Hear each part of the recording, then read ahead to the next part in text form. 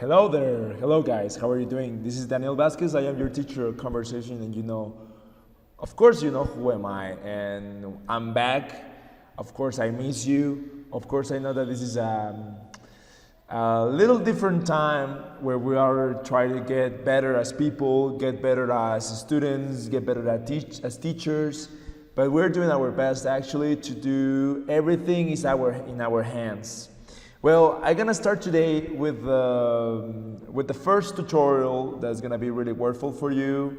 And basically, before I go to my first meeting on Zoom, that is a good platform that we are all using.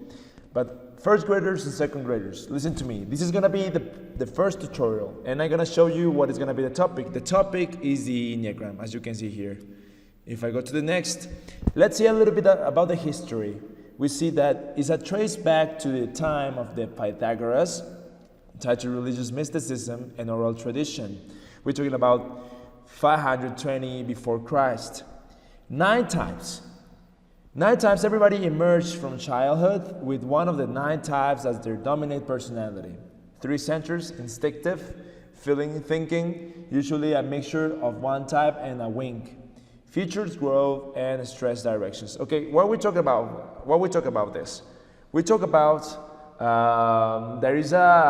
it's a really antique tool that helps us out to understand what is our personality like.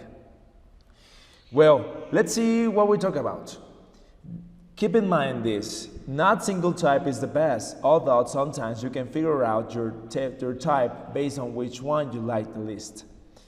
It's a vulnerability thing, okay? There's not better types than others. I have explained you this in class, but it's important that you consider this and you have this in mind because you don't forget it all. If you're a 7, doesn't mean that you are less important than somebody that is a 9, yes? So keep this in mind and don't forget about it. Every type has a strength and weaknesses. You can be, really productive, but also you need to call the attention of your people. That would be a weakness, and the thing that you're really productive would be as an straightness.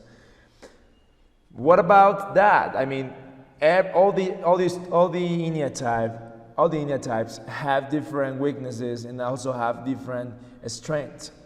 But what you need to consider, what is your own strength? What is your own weakness?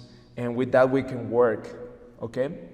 The Enneagram is a tool for you to be introspective, to understand yourself, your habits, to know your habits better. You are not defined by your Enneagram type. It's a tool. It's a tool. It gives you a perspective of what can you be, but it's not absolute. If you're a 2, doesn't mean that you need to follow all the instructions that the Enneagram says about the tool. No, you don't. You have your own history, you have your own personality. In the Enneagram is just a way you can find yourself. Let's go to the next part. Let's go to the instinct triad. Also known as the anger triad, a features and challenger, peacemaker, and reformer. These guys are really easily to get angry, yes? Well, it's basically the instinct. It's just in this part of the body. Let's go for the first one, the type number 8. It's a challenger. It's the powerful, dominating type, self-confident, decisive, willful, and confrontational. Enjoy tackling challenges and challenging others to succeed. Most in touch with their sense of anger, afraid of being harmed or controlled by others. Basic desire to protect themselves. This Enneagram type is a protective one. And if you see these kind of people in the streets, probably you will see that they have like big bodies sometimes, most of the times. But they also can be small or thin. But the thing is not the body, the most important is not the body itself. The most important thing about the 8 is their attitude. They are aggressive, they are challenging, they talk to you kind of in a really direct way, and they say the truth in a really sometimes rough way. They are sometimes rude. So you need to maintain a way of communication with them, not like a really smart, in a really smartly way, because you can feel a little bit intimidated with these guys. They are being afraid. They are afraid to be harmed or controlled by others. I mean, they are afraid of the weakness, and they are afraid of the control of the others on them. So that's why they are kind of like, you won't control me. Okay, this is one thing. Well, I'm sorry. Let me go back. I forgot one thing. Basic desire to protect themselves. That is one of the basic desires of the 8. Let's go to the next one. We're going kind of really fast because all the things that you can find information in is on the document I uploaded, and you can find the wisdom of the Enneagram, basically. Okay? Type 9, the peacemaker. He's easygoing. I mean, imagine that he's having kind of a